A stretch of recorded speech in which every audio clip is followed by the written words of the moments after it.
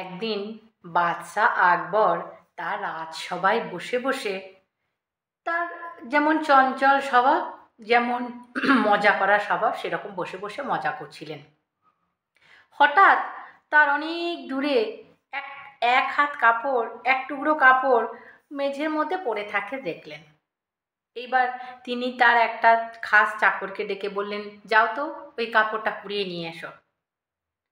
সেই চাকরটা গিয়ে রাজামশাইকে, মানে বাদশাহকে, আকবরকে ওই কাপড়ের টুকরোটা কুড়িয়ে এনে দিলেন। এবারে তিনি কাপড়ের টুকরোটা এরকম নাড়িয়ে নাড়িয়ে বলছেন, আচ্ছা এই কাপড়ের টুকরোটা দিয়ে কি পা থেকে মাথা পর্যন্ত ঢাকা নিতে পারা যায়? বলো তো এটা কি করে সম্ভব? কিভাবে একটা মানুষকে পা থেকে মাথা পর্যন্ত এই ছোট্ট টুকরো কাপড়টা দিয়ে ঢাকা দেওয়া যায়? রাজদরবারে যতজন লোক ছিল সবাই তো হাঁ হয়ে গেল। এরকম আবার কি কথা? ওইটুকুনি কাপড় দিয়ে কি কখনো কাউকে ঢাকা দেওয়া যায়? যায় না। তখন একটা দারোয়ান দরজার সামনে দাঁড়িয়ে ছিল।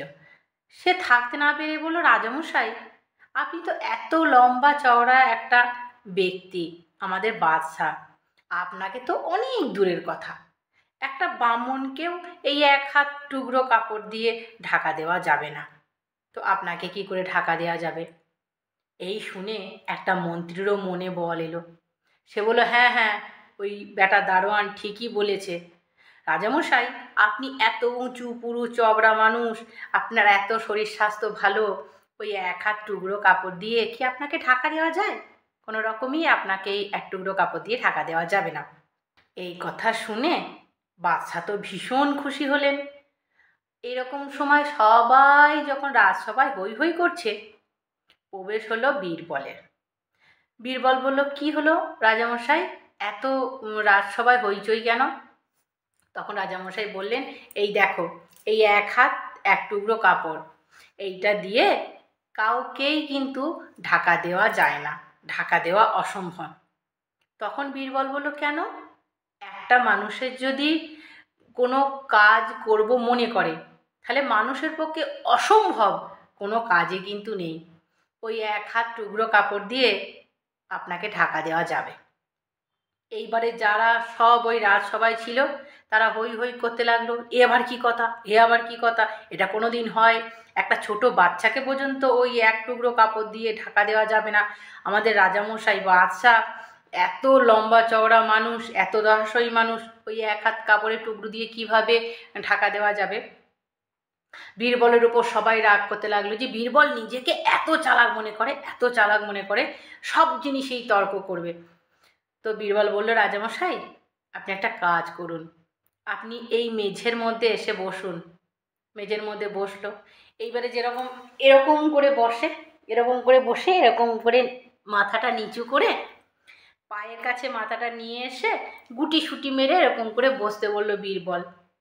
বললো, দেখুন আমি যেমন করে বলবো আপনাকে কিন্তু সেরকমই করতে হবে, তাহলে আমি এই এক টুকরো কাপড় দিয়ে আপনাকে ঢাকা দিতে পারবো। রাজামশাই তাই করলো। এবারে মাথাটা পায়ের কাছে একদম নিচু করে নিয়ে এরকম করে রাজামশাই বসলো, যতটা ছোট করে বসা যায় আর কি, বসলো। আর বীরবল সেই এক টুকরো কাপড় রাজামশাইয়ের পা থেকে মাথা পর্যন্ত ঢেকে দিল। এইটা তো সবাই দেখলো, দেখে সবাই বলছে, কই ঢাকা কোথায় পড়লো? রাজামশাইয়ের মাথাটা আর পাটা ঢাকা পড়েছে, বাকি যে পিঠের পুরো পিছনটাই তো রাজামশাইয়ের ঢাকা পড়েনি। তখন বীরবল বলল, সে কথা তো ছিল না, কথা ছিল পা থেকে মাথা পর্যন্ত ঢাকা দেবার, পিঠের কথা তো এখানে আসেনি। রাজামশাই ওই রকম করে বসে থাকতে থাকতে হো হো হো হো করে হেসে উঠে পড়লেন, কারণ রাজামশাইও ভীষণ আনন্দদায়ক, ভীষণ হাসি খুশি একজন বাদশা ছিলেন আকবর। তো উনি হো হো করে হেসে উঠলেন এবং বীরবলের চতুরতার, বীরবলের যে উপস্থিত বুদ্ধির, তার তিনি তারিফ করলেন এবং তিনি ঘোষণাও করেছিলেন যে এই ছোট কাপড় দিয়ে যদি কেউ কাউকে ঢাকা দিতে পারে তাহলে আমি কি 100 মোহর দেবো। বীরবলকে সেই 100 মোহরও দিল এবং সেই রাজসভায় একটা খুশির আনন্দের ঝর্ণা বয়ে গেল। এবং ভালো মন্দ রাজসভায় সেই উপলক্ষে খাওয়াও হলো। আমার গল্প যদি ভালো লাগে নিজের পরিবারের সঙ্গে আমার এই গল্প শেয়ার করুন। ভালো থাকুন, সুস্থ থাকুন, আমার সঙ্গে থাকুন।